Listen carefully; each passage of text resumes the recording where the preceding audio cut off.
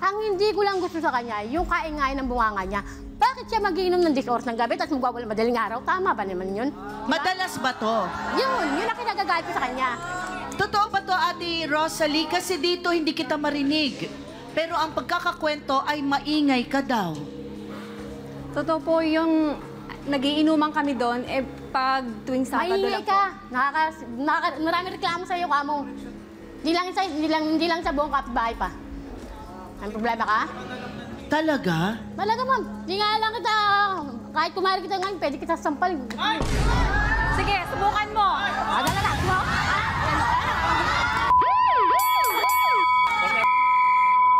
Pwede naman gumit na yung sequence ng away pala. Petsa. Kapal ang mukha mo, di ka nga marunong. Ako ba nakapal mo?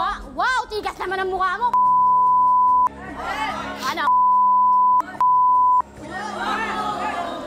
Kanyang panggaganti mo sa akin. So, pinungutang ako sinong 1-8. Ha? Sa close friend mo tayo noon, naging magkumare. Porke pinapalayas kita sa akin, pinaka sa may bahay ko, sarili ko bahay. Magagaganyan ka, maniningil ka. Bibigay ko naman nagkataon lang dito, di ba? Oh, talaga?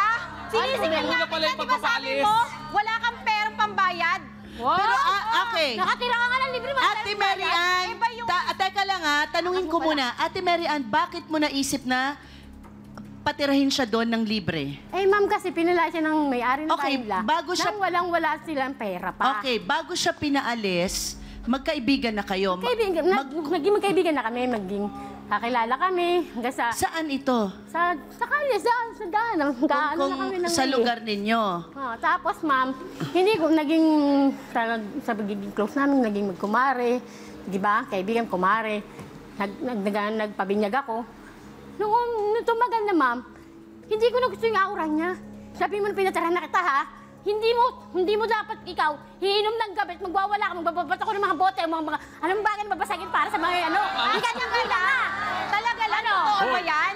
Sana, ginakaula ako. Mamakala mo na. Ate Rosalie, kung kayo'y nakitira, bakit kayo naging maingay sa lugar na alam nyong nakikitira lang kayo't libre? Isang beses lang naman yun, ma'am. Kahit Saturday tingnan lang mo nga, yun. kahit tingnan mo Sila magulo nga eh. pag maingay din naman, wala naman akong ano sa Pero kanila. kasi bahay nila yun, Ate Rosalie. Hindi ka magulo, hindi ka papalayasin. Okay, kung hindi daw magulo, hindi ka papalayasin. Ito lang ba ang dahilan, Ate Rosalie? Hindi lang yan, kasi kung Hindi po ako sumuutang. Kanino niya, ma'am, ako chinichismis, ma'am, na, ayan, patira ko yan. Ang kakapal ng mga mukha niyan. Wow! Ganda mo! Talaga, ma'am, pinikwento niya pa. Meron nga akong narinig na sabi niya, ang kapal ng mukha niya, patira ko na nga lang yan dito, tapos kala mo ano? Ikaw nga sa mga pala mo, sabi mo, wag ko sabi sa mga